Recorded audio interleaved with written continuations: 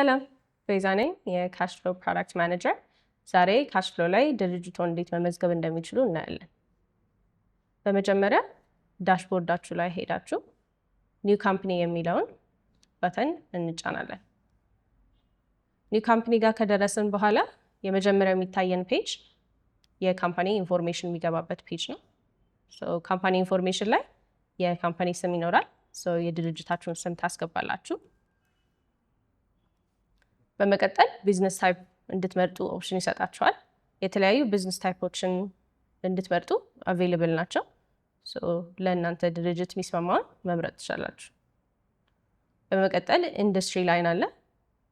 እንደዚሁ ቢዝነስ ታይፕ እንደመረጣችሁ ለእናንተ የሚስማማ ኢንዱስትሪ ላይንን ሰሌክት ማድረግ ትችላላችሁ።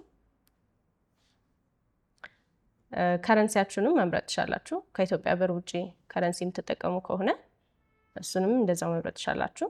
እኛ ለጊዜው ኢትዮጵያ ብር እንጠቀማለን። የድርጅታችሁን ቲን ነምበር እዚህ ጋር ማስገባት ይኖርባችኋል። ለሳምፕል እዚህ ጋር 00 እናስገባለን። ሰብትን አቬይለብል ከሆነ እሱንም ማስገባት ትችላላችሁ። ከዛም የታክስ ታይፓችሁን መምረጥ ትችላላችሁ። ወይ ቫት ይሆናል ታክስ ታይፓችሁ፣ አልበለዚያም ቲኦቲ ይሆናል።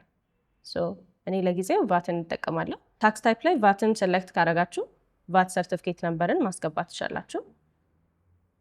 በመቀጠል ሬጅስተርድ ካፒታል የንግድ ፍቃዳችሁ ላይ ያለውን የካፒታል መጠን እዚህ ላይ ማስገባት ትችላላችሁ። ኢሜይል አድሬስ ካላችሁ ኢሜይል አድሬሳችሁንም እዚህ ላይ ማስገባት ትችላላችሁ። ዌብሳይት አቬይለብል ከሆነ ዌብሳይታችሁንም እዚህ ላይ ማስገባት ትችላላችሁ። የታክስ ፊስካል ታይፓችሁንም እሱንም እዚህ ጋር ማስገባት ትችላላችሁ። ኢትዮጵያን ወይንስ ግሪጎሪያን ሜተድ ነው መጠቀም የምንችለውን ነገር ዲሳይድ ማድረግ እንድችሉ ይህንን መምረጥ ትችላላችሁ። እኔ ኢትዮጵያውያን መርጫለሁ ለዛሬ። አካውንቲንግ ስታንዳርዳችሁ ጋፕ ነው ወይስ አይኤፍአርኤስ የሚለውን ነገር አይደንቲፋይ ማድረግ ትችላላችሁ። እሱን እንድትመርጡ ኦፕሽን ይኖራችኋል። እኔ አሁን ጋፕን መርጫለሁ። ሀገራችሁ መምረጥ ትችላላችሁ። ከተማችሁ፣ ክፍለ ከተማችሁን፣ ወረዳ አፕሊካብል ከሆነ ለእናንተ ወረዳንም ማስገባት ትችላላችሁ። ስልክ ቁጥር፣ የድርጅቱን ስልክ ቁጥር ማስገባት ይቻላል። ቀበሌና ሀውስ ነምበርም እንደዚሁ አቬይለብል ከሆነ እሱንም ማስገባት ትችላላችሁ። ይህንን ኢንፎርሜሽን ሞልታችሁ ስጨርሱ ኔክስት ወይም ቀጥል የሚለውን ባተን ተጭናችሁ መቀጠል ትችላላችሁ። ቀጣዩ ስቴፕ ካምፓኒ ሰታፕ ሜተድ ነው። የካምፓኒ ሰታፕ ሜተድ ላይ 4 ኦፕሽኖች ይኖራቸዋል። ለዛሬ እኔ የምጠቀመው ዩዝ ሳምፕል ቢዝነስ ታይፕ የሚለውን ነው። ብዙ ድርጅቶች ይህንን ሜተድ ነው የሚጠቀሙት። በሱ እንቀጥላለን።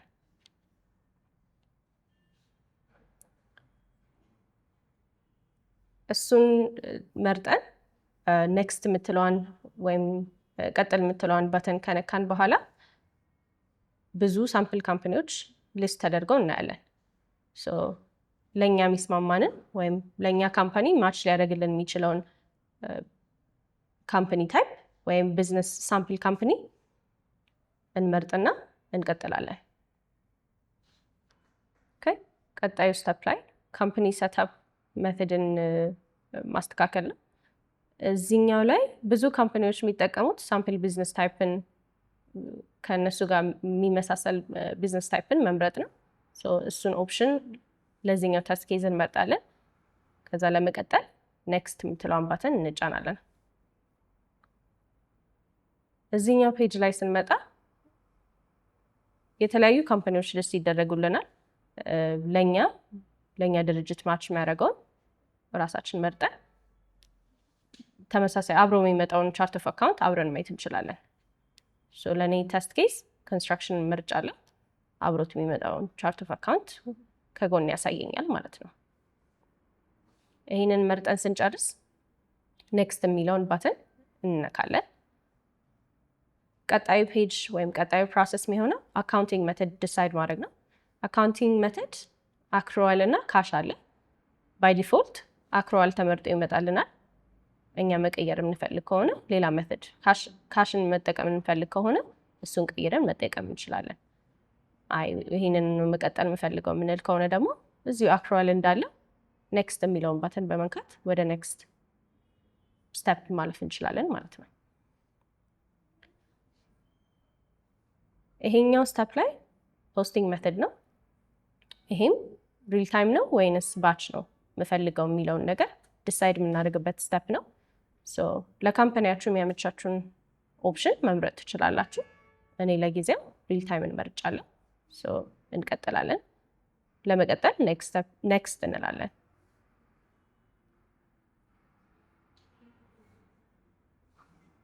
የመጨረሻው ፕሮሰስ ፔሪድ ስትራክቸሩን ማስተካከል ነው። ፔሪድ ስትራክቸሩን ለማስተካከል ፔሪድ ስትራክቸር ላይ የመጀመሪያው ነገር ፊስካል ይራችሁ ምን ያህል ፔሪድ ይኖረዋል የሚለውን ነገር ዲሳይድ ማድረግ ነው። እሱን ባይ ዲፎልት 12 አድርጎ ያመጣላችኋል። ኦፕሽን አላችሁ እናንተ ራሳችሁ የመቀየር። ከዛ በመቀጠል ፊስካል ይራችሁ መቼ ስታርት እንደሚያደርግ ዲሳይድ የምታደርጉበት ስቴፕ ነው። which is ቀን መምረጫ ያለው እዚህ ጋር what is the start date of your fiscal year የሚለው ማለት ነው። እሱን ዲሳይድ ካደረጋችሁ በኋላ እኔ አመቴን let's say last year ላድርገውና ሐምሌ 1 ብል ጁላይ 8 2025 ወይም ደግሞ ሐምሌ 1 2017 አድርጎ ያመጣልኛል። ይሄን ከመረጣችሁ በኋላ አውቶማቲክሊ ፔሪድ ስትራክቸራችሁ እዚህ ጋር ኦርጋናይዝ ተደርጎ ይመጣላችኋል። እዚህ ጋር ማስተካከል የሚኖርባችሁ የምትለዋን ቀን ፍሮም እናቱ ማች እንዲያደርግላችሁ በስርዓት ኦርጋናይዝ እንዲደረግ እሱን ማስተካከል ይኖርባችኋል። እሱን እናስተካከል።